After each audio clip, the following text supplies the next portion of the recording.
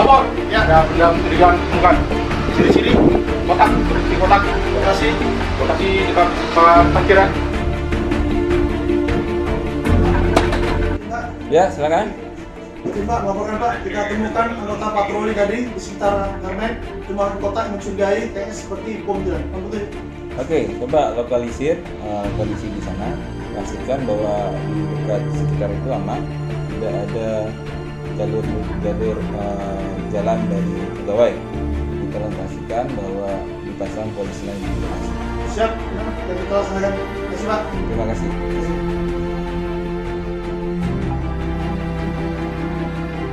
Halo, assalamualaikum.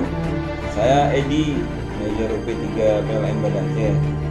Saya dapat laporan dari pihak security tadi, ada informasi didapatkan ada benda mencurigakan di tempat parkiran PLN UP3 Banda Aceh.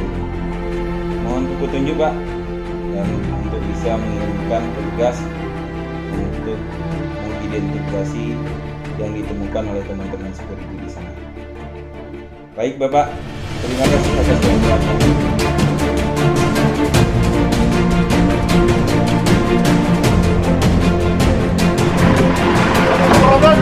Kita temukan benda yang mencurigakan sekitar setengah jam yang lalu di TKP dan nama. Terima kasih. Ya, makasih Pak ya. TKP saya akan berlalu. Silakan. Aman tidak evakuasi saat siap.